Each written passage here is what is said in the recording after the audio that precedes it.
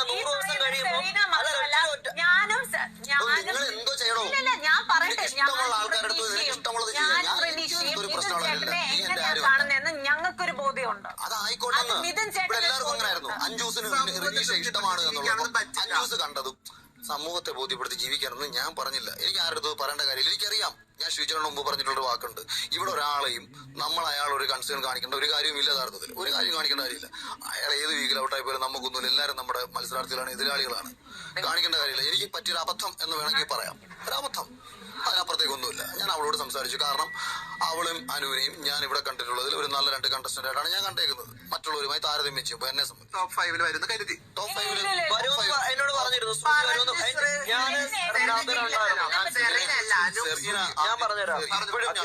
Serena ആദ്യം ഔട്ടായിട്ട് Reneesha out. Akhil Marar, audience prospect, Rinosh George, Aniyan Mithun, Anu. That's how he make people weak. Don't fall for it. No. അതിപ്പോ നിങ്ങൾ വരേണ്ട കാര്യമില്ലല്ലോ. എന്തിനു നിങ്ങൾ 4 പേര് പുറത്തു നിന്ന് ഉത്തരം പറ.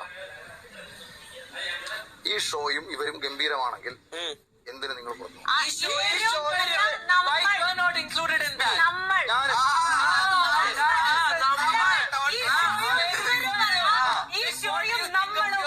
ഓക്കെ, ഞാനും ഒരു ആയാമേവി Maybe ഒരേ ഒരാള് മതിയായിരിക്കും എല്ലാം അടിപൊളിയാണ്. റിയാസ് പറ. ഫസ്റ്റ് മുതൽ 63 ദിവസം വരെയുള്ള അഖിൽമാരുടെ വീക്ക് ആയിട്ടുള്ള പോയിന്റുകൾ പറ. I don't have to say that. Why would I say that? പറയണം. No, you said something and I'm saying ഞാൻ അതുകൊണ്ടാണ് അങ്ങനെ പറഞ്ഞത്. ഞാൻ എന്തുകൊണ്ട് ഞാൻ സ്ട്രോങ് ആണെന്ന് വേറൊരാൾ വീക്കാണെന്ന് ഞാൻ പറഞ്ഞു വെച്ചാൽ നിങ്ങൾ പറയണം. ഏത് കാര്യത്തിൽ എന്റർടൈൻമെന്റിലുണ്ടോ, ആക്ടിവിറ്റീസിലുണ്ടോ, വോയിസ് റൈസിംഗിലുണ്ടോ, ഏതിലാണ്, ഡിബേറ്റിംഗിലുണ്ടോ, ഏതിലാണ് അഖിൽമാരെ നിങ്ങൾ വീക്കായി കണ്ടത്?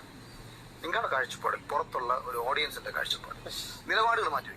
നിലപാടുകളുടെ ഇഷ്ടാനിഷ്ടങ്ങളെ കുറിച്ച് ഞാൻ ചർച്ച ചെയ്യുന്നില്ല. അത് എന്റെ വ്യക്തിപരമായ താല്പര്യമാണ്. പക്ഷെ ബിഗ് ബോസ് ഹൗസിനുള്ളിൽ അഖിൽ സംസാരിക്കുന്നിടത്ത് സംസാരിക്കും. ഇവിടുത്തെ 10 കണ്ടസ്റ്റന്റുമായിട്ടും എനിക്ക് കണ്ടന്റുകളില്ല. ഈവൻ റിനോഷായിട്ട് പോലും ഡ്യൂട്ടി കോളിംഗ് വെസൽ ടീമിന് ക്യാപ്റ്റൻ എക്സ്ക്യൂസ് മീ. അല്ലെങ്കിൽ എനിക്ക് റിയാസിൽ നിന്ന് കിട്ടുന്ന ഏറ്റവും വലിയ ഗുണമെന്ന് പറയുന്നത്